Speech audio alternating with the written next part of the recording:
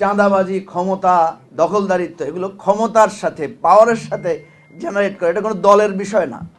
সমঝোতা কার সাথে? শেখ হাসিনার সাথে তো আমরা সমঝোতা করতে পারি নাই। দেখেন, আমরা ওনাকে প্রস্তাব দিয়েছিলাম যে আপনি কিছুই দরকার নাই, আপনি পদত্যাগ করে একটা ইলেকশন দেন।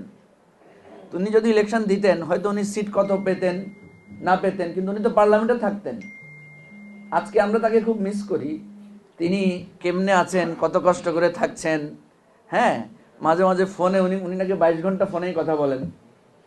তো আমরা ভারত সরকারকে বলবো ওনাকে ভালো চিকিৎসা দেন, কারণ ওনার মানসিক চিকিৎসার খুব দরকার। কারণ উনি সারা জীবন জপেছেন পালাবো না পালাবো না, শেষ পর্যন্ত তিনি পালিয়েছেন।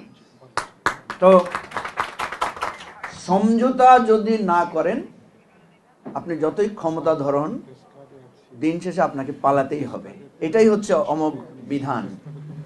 সেই জন্য আমরা যখন দেখি যে শক্তিশালীরা সমঝোতা করতে চায় না কেন, আর আমরা যারা সমঝোতার দাবি তুলছি, এখানে ফারাকটা কোথায়? ফারাকটা হচ্ছে একটা জায়গায়, সেটা হলো আমি একটু খোলামেলা বলি, কি বলেন?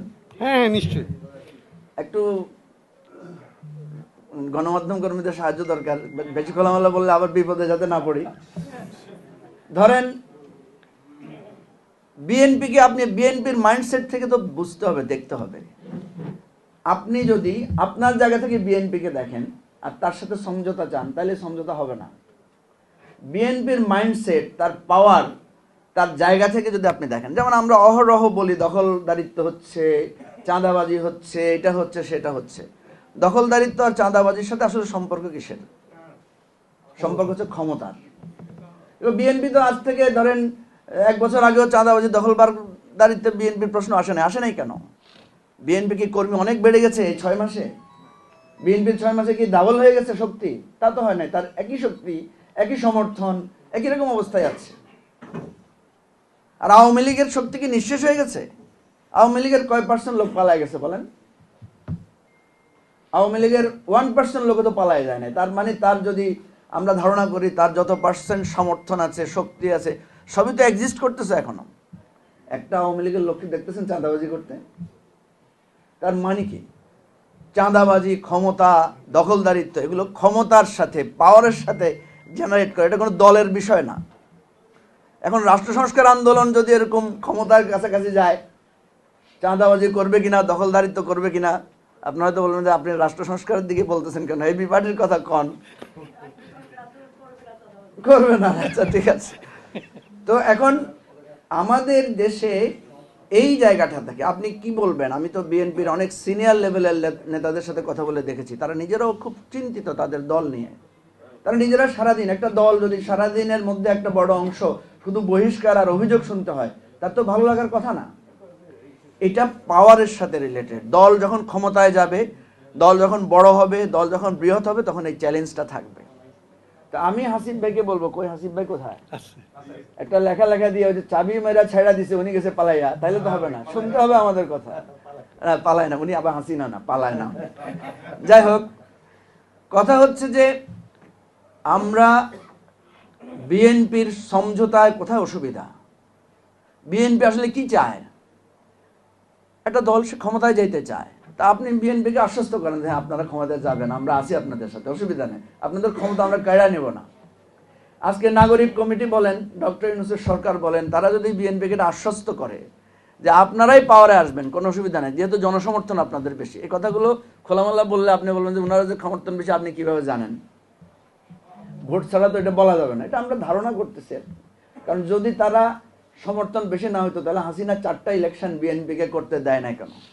বিএনপি কি রাষ্ট্র সংস্কার আন্দোলনকে ভয় পায়? আওয়ামী লীগ কি রাষ্ট্র সংস্কার আন্দোলনকে ভয় পায় ভোট আনে নাই? না এবি পার্টিকে ভয় পাইছে? কাকে ভয় পাইছে বলেন?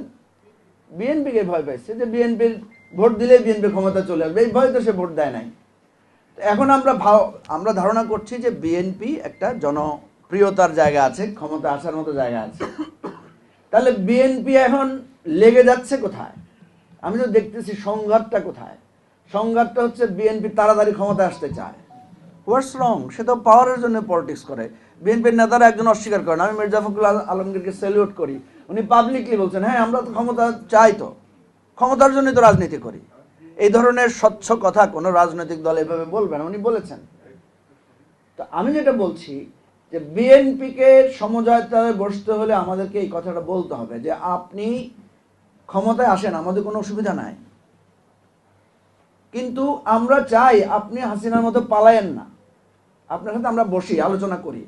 আমাদেরকে আপনার তুচ্ছ-তাচ্ছিল্য করেন, কয়টা ভোট আছে, আসেন না, অসুবিধা নাই। হ্যাঁ সত্য কথা, আমাদের ভোট নাই, এটাও আমাদের আত্মসমালোচনা করতে হবে। আমরা যতই ওদেরকে বলি সমঝোতার কথা বলি, সেটা আসবে না। এখনো এতটুকু আসে যেহেতু আমাদের কথা কিছু জায়গায় প্রচারিত হয়, আমাদের কথার কিছু ভার আছে। আমাদের বলতে আমি সবাইকে বোঝাচ্ছি। আমাদের এই ভার কেন্দ্রটা বিএনপি যখন বুঝবে, বিএনপি যখন উপলব্ধি করবে যে এই ভার কেন্দ্রেরও একটা ক্ষমতা আছে, শক্তি আছে, শক্তি আছে বলে এই রাষ্ট্র সংস্কার আন্দোলনের মতো একটা দলের ভোকাবুলারি আজকে জাতীয় ভোকাবুলারিতে পরিণত হয়েছে। আজকে আমরা যে নতুন রাজনৈতিক বন্দোবস্তের কথা বলেছি, অনেকে বলেছে এটা আবার কি জিনিস, সেটা আজকে সবার মুখে মুখে এসেছে। শক্তি আছে, সেই শক্তিটা বুঝাইতে হবে। শক্তিতে শক্তিতে সমঝোতা হয়, শক্তিমান আর মানে কম শক্তির লোকের সাথে সমঝোতা হয় না। তা হাসিব ভাইকে আমি বলবো, এর পরের আর্টিকেলটা উনি লিখবেন, এই শক্তি মানে জায়গায় আপনাকে প্রমাণ করতে হবে যে আপনার একদিকে শক্তি বেশি, আমাদের অন্যদিকে শক্তি বেশি। আপনার ভোটের শক্তি বেশি, কিন্তু মানুষের চিন্তার জগতে নতুনদেরকে জাগ্রত করার শক্তি আমাদের অবশ্যই বেশি। যদি সেটা বেশি না থাকতো, যদি সেই শক্তি আন্দোলিত না করত, তাহলে বিশ্বাস করেন মা বাবা সন্তান নিয়ে রাজপথে নেমে জীবন দেওয়ার জন্য এই তারুণ্যের অভ্যুদয় ঘটতো না। আর এই তারুণ্যের অভ্যুদয় না ঘটতে